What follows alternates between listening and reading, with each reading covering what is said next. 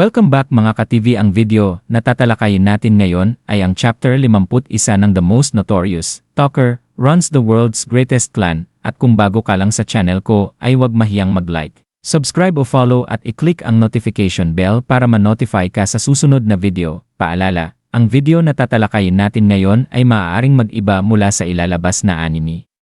Hindi ko inaangkin ang mga drawing o anumang materyales na ipapakita.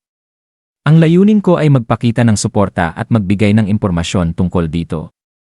Ang lahat ng kredito ay nananatili sa mga orihinal na may-ari. Maraming salamat. Ang labanan sa pagitan nina Veronica at Wolf ay isang sagupaan ng determinasyon, lakas at matibay na kalooban.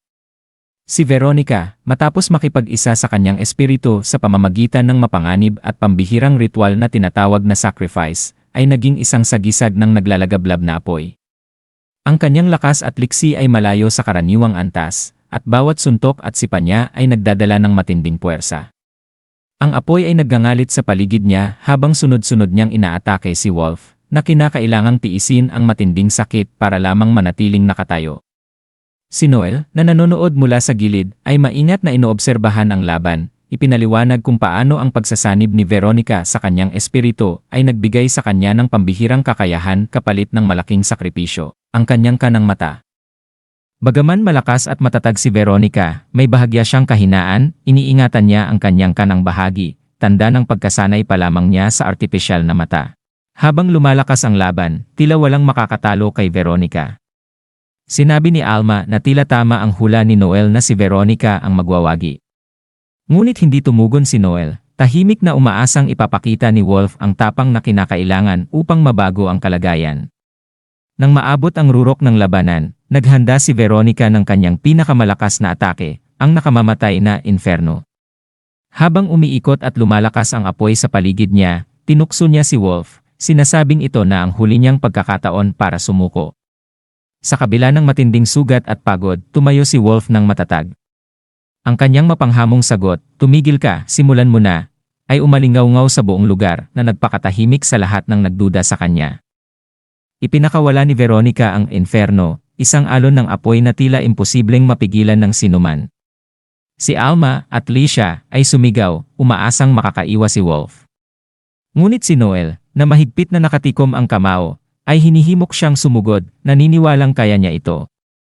Sa isang nakakagulat na pagpapakita ng kakayahan at tapang, inaktiba ni Wolf ang kanyang kakayahang gladiator na Vorpal Sword. Inilabas ang makapangyarihang Swift Thunder Wolf Fang. Sa isang mabilis at electrifying na galaw, sinugod niya ang nagbabagang atake ni Veronica at pinilas ito na parang wala. Ipinaliwanag ni Noel na ang magnetic field ng Vorpal Sword ay nakabangga sa diamagnetic properties ng Fireball, na nagpapawalang bisa dito. Hindi lamang napigilan ang atake, kundi nagbukas din ito ng pagkakataon para kay Wolf na umatake. Sinamantala ni Wolf ang pagkakataon at iniwan ang kanyang espada upang sugurin si Veronica mula sa kanyang bulag na bahagi. Bago pa siya makapag-react, nagbigay si Wolf ng isang matinding sipa sa mukha ni Veronica na nagpawala ng kanyang malay. Napuno ng katahimikan ng paligid, na kalaunan ay napalitan ng sigawan ng paghanga nang ideklara ni Noel si Wolf bilang nagwagi. Ang kanyang mga kasama ay tumakbo upang yakapin siya, habang si Noel ay tahimik na nagmasid, puno ng pagmamalaki.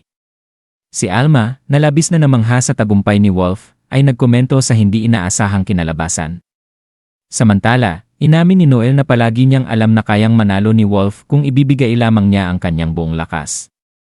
Matapos ang labanan, humarap si Noel sa isa pang hamon, ang pagtiyak sa hinaharap ng kanyang grupo.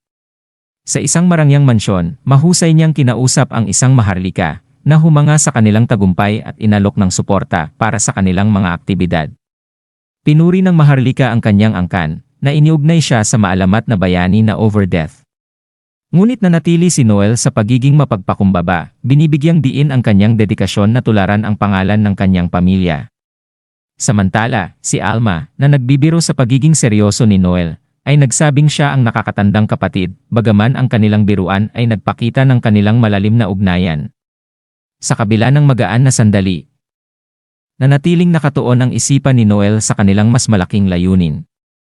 Sa pagtitiwala kay Alma at sa kanyang kakayahan, nagpasya siyang harapin ang susunod na mahahalagang hakbang sa kanilang misyon, determinado na dalhin ang kanyang grupo sa mas matataas na tagumpay. Sa wakas, ang tagumpay ni Wolf ay naging patunay ng lakas ng determinasyon at estratehiya. Ang tahimik na tiwala ni Noel sa kanyang mga kaalyado, ang kanyang matalas na obserbasyon, at ang kanyang walang hanggang pagsisikap na magtagumpay ay nagpakita ng mga katangiang nagtatangi sa kanya bilang isang pinuno na naghahanda para sa mas malalaking hamon sa hinaharap, at dito nagtatapos ang chapter 51. Nagustuhan niyo ba? Patuloy lang sa pagsubaybay dahil nasa latest chapter na tayo ngayon. Maraming salamat.